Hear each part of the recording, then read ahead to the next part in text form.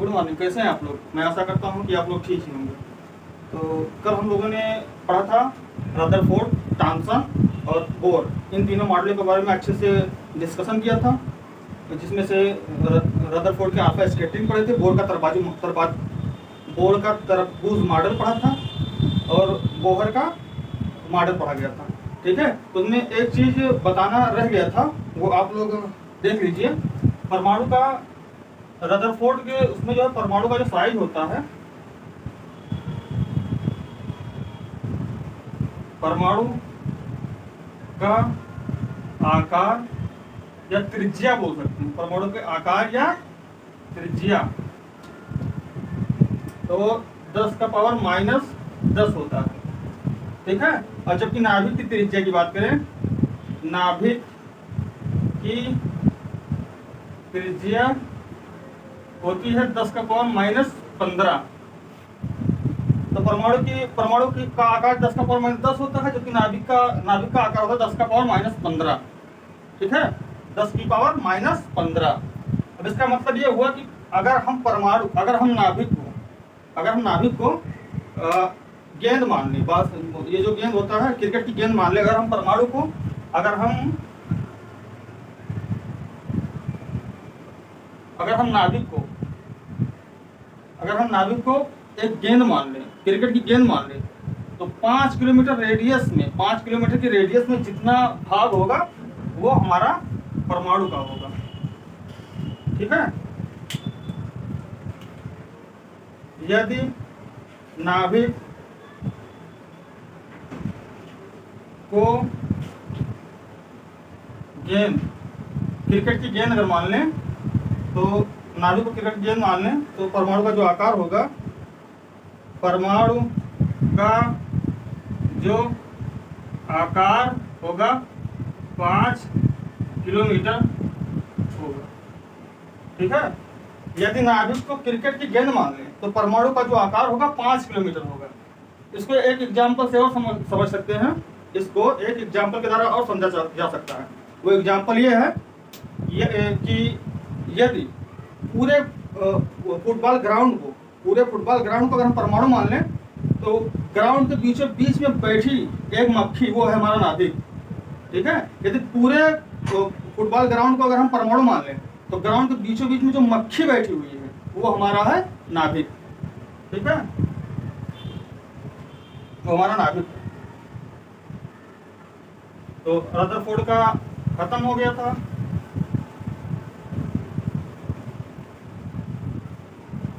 बाकी आज हम पढ़ेंगे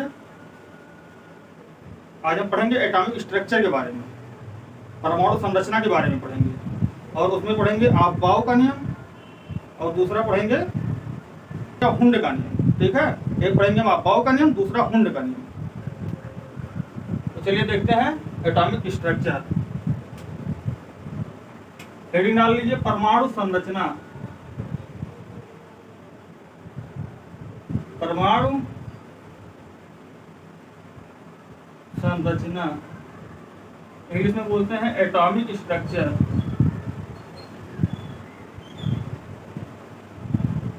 एटॉमिक स्ट्रक्चर। ठीक है,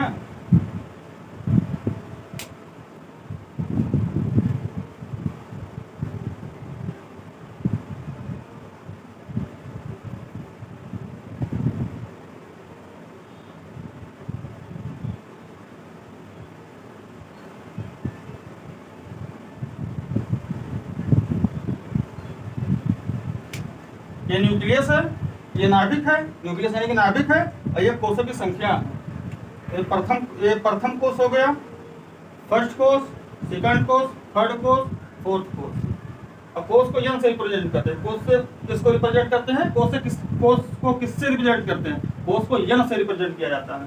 ठीक है, तो ये हो गया सेल, ये आपका हो गया सेल, यानी कि हिंदी में कहते हैं कोष। हिंदी में क्या बोलते हैं? कोष। और सेल का एक नाम है जिसको बोलते हैं क्वांटम नंबर के बेस पे प्रिंसिपल क्वांटम नंबर, इसको हिंदी में बोलते हैं मुख्य क्वांटम संख्या, इसको हिंदी में बोलते हैं मुख्य क्वांटम संख्या।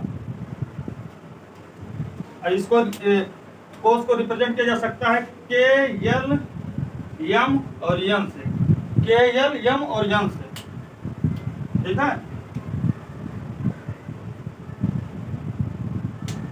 अब इसमें जो है प्रथम कोष में यस ऑर्बिटल होता है, प्रथम कोष में यस ऑर्बिटल होता है, ठीक है। प्रथम कोष में यस ऑर्बिटल होता है, द्वितीय कोष में sp होता है, sp, तृतीय कोष में यस p और d होता है, sp और d होता है, ठीक है। चतुर्थ में यस p d और f होता है, ठीक है। तो ये सेल हो गया, और ये yes sp sp d f ये हो गए उपकोष, ये हो गए आपके उपकोष, जिसको कहते हैं सबसेल, जिसको सबसेल कहा जाता है, या आपके उपकोष हो गए जिसको सबसेल कहा जाता है, ठीक है। इसको बोलते हैं क्वांटम नंबर के बेस पर azimuthal quantum number, azimuthal quantum number, यानी कि दिगंशी क्वांटम संख्या, क्या बोलते हैं, दिगंशी क्वांटम संख्या, ठीक है। और चूंकि यस है, इसमें sp है, थर्ड में sp_d है, फोर्थ में sp_d_f है, ठीक है। तो यस में मैक्सिमम कितने इलेक्ट्रॉन भरे जा सकते हैं, यस में एक ऑर्बिटल होता है, ठीक। p में कितने ऑर्बिटल होते हैं, p में 6 ऑर्बिटल होते हैं, सॉरी p में 3 ऑर्बिटल होते हैं, 6 इलेक्ट्रॉन भरे जाते हैं, 1 2 3, p में 3 ऑर्बिटल होते हैं, d में 5 ऑर्बिटल होते हैं, d में 5 ऑर्बिटल होते हैं, d में 5 ऑर्बिटल होते हैं, f में 7 ऑर्बिटल होते हैं,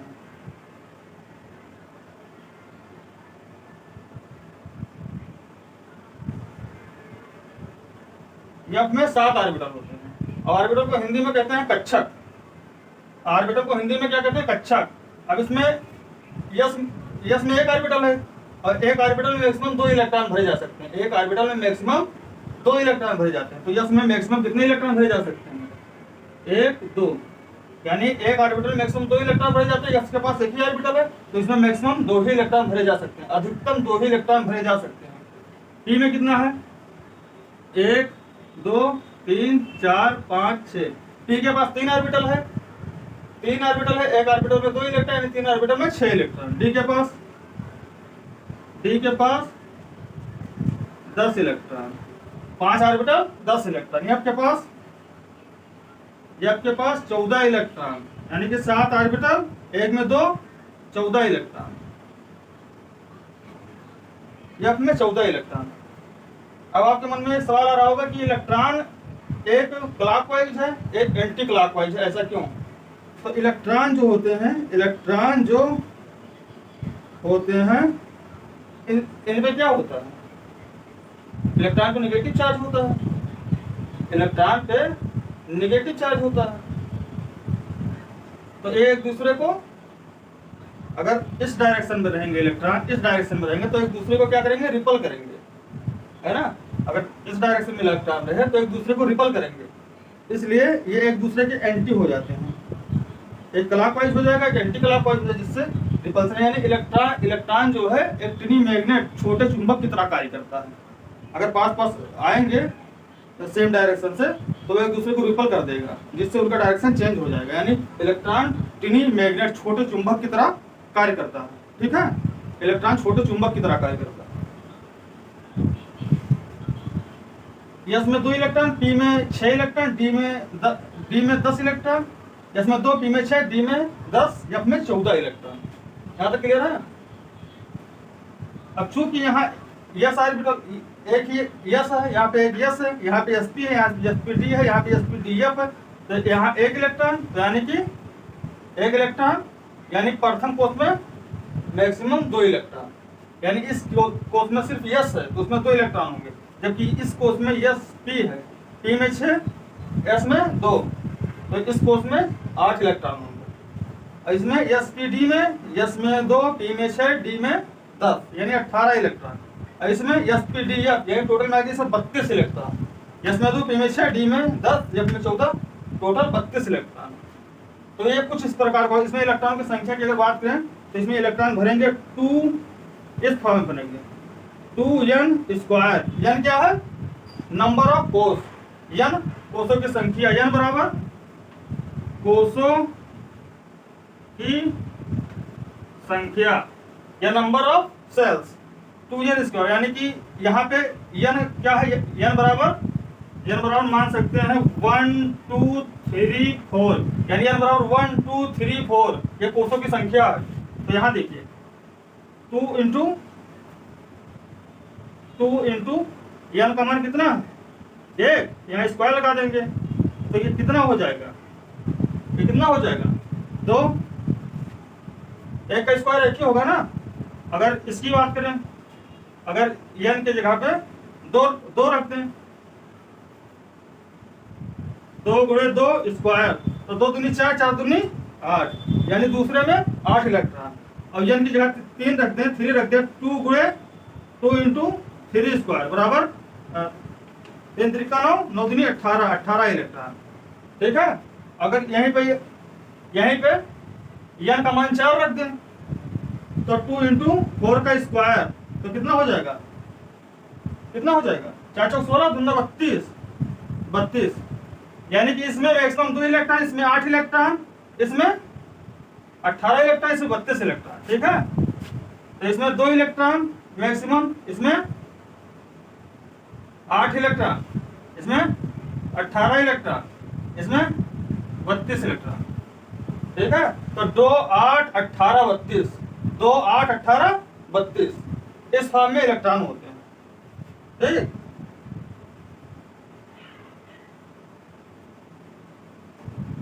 यहां तक क्लियर है?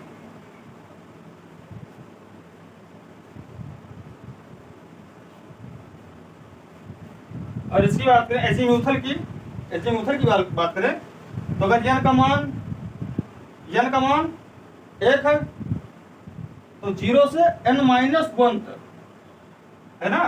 यदि इसका होगा s के लिए होगा 0, p के लिए होगा 1, d के लिए होगा 2, f या n, इसका सिंबल n है, इसे n से प्रदर्शित करते हैं। यह एजीम्यूथल क्वांटम नंबर, इसका सिंबल l है, इसको n से प्रदर्शित करते हैं। तो अब यहाँ देखा जाए n के लिए l का मान, n के लिए l का मान, n के लिए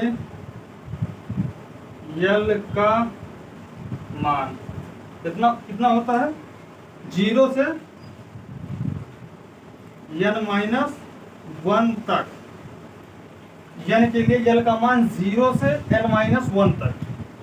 तो यहाँ 1 है तो 0, अगर इस फार्मूला में हम 1 रखें तो 1 - 1 0, तो यस के लिए कितना हो जाएगा? 0। ठीक। और अगर दूसरे कोष की बात करें तो दूसरा कोष जो है उसको अगर इस फार्मूले में रखें तो n बराबर 2, 2 - 1 1, तो फिर कितना हो गया? p का 0 और 1। ठीक। और तीसरे कोष को इस फार्मूले में रखें तो 0 से यहाँ 3 रखा जाएगा, 3 - 1 2, तो d 0 1 2। ठीक। अगर f को इस फार्मूले में रखें तो f बराबर यहाँ चौथे कोष को अगर इस फार्मूले में रखें, इस फार्मूले में तो 4 - 1 3, तो 0 से 0 1 2 3 1 2 3, तो ओवरऑल क्या निकल कर आया? s बराबर 0, p बराबर 1, d बराबर तो F बराबर 3, ये एजीमुथल क्वांटम नंबर का मान है। ठीक, S0 P1 D2 F3। ठीक, 1 2 3 0 1 2 3 ये निकल कर आया। ठीक है, यहाँ तो क्लियर है।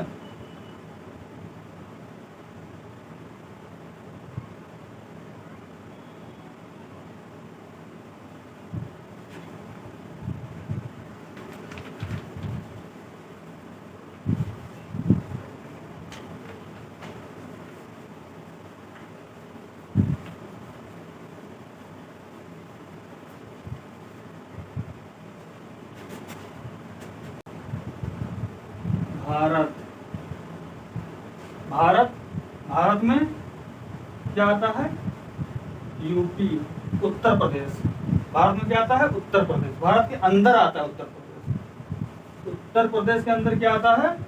बलरामपुर जिला, BLP, यानी कि बलरामपुर जिला। और बलरामपुर जिले के अंदर कौन आता है? हम लोग। बलरामपुर जिले के अंदर कौन आता है? हम लोग। ठीक है, बलरामपुर जिले के अंदर आते हैं हम लोग। उसी प्रकार परमाणु में कौन आता है? कोष।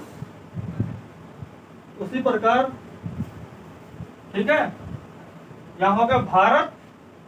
भारत के अंदर आता है उत्तर प्रदेश के अंदर आता है बलरामपुर जिला, बलरामपुर जिले के अंदर आते हैं हम लोग। ठीक है, उसी प्रकार कोष, यानी कि ये KLMN, यानी कि ये KLMN एक कोष है।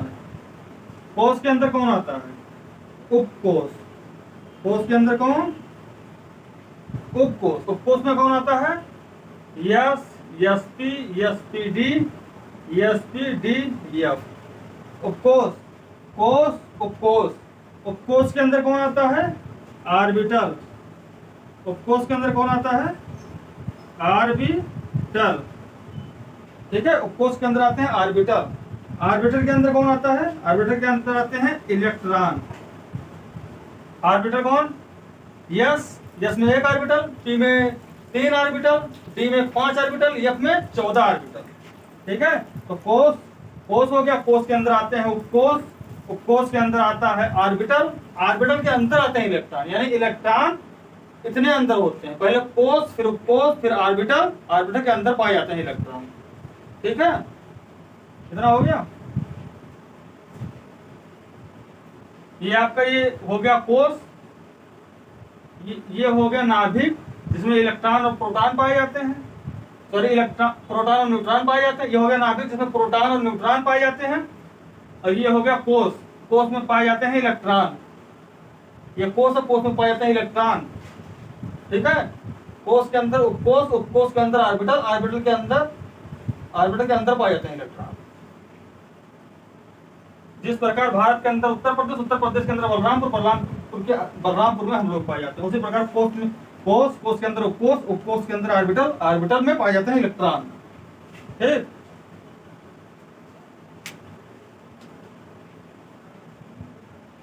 क्लियर है ना?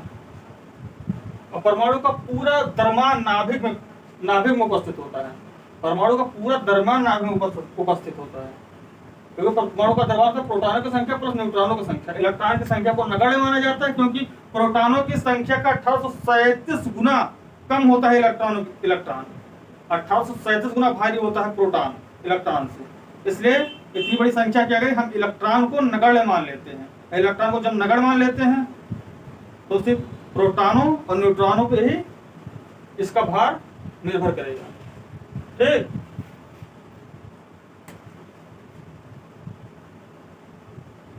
ये सेल, ये हो गया SPDF सबसे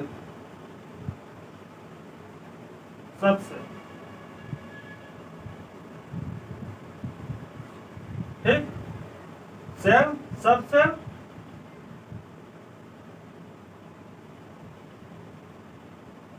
यहां तक हो गया।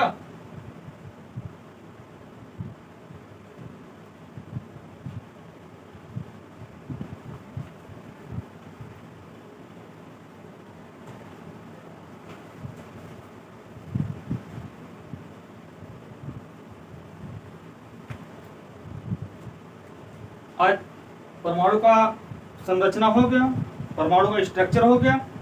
कल हम लोग पढ़ेंगे आपबाउ प्रिंसिपल और आपबाउ नियम और हुंड का नियम।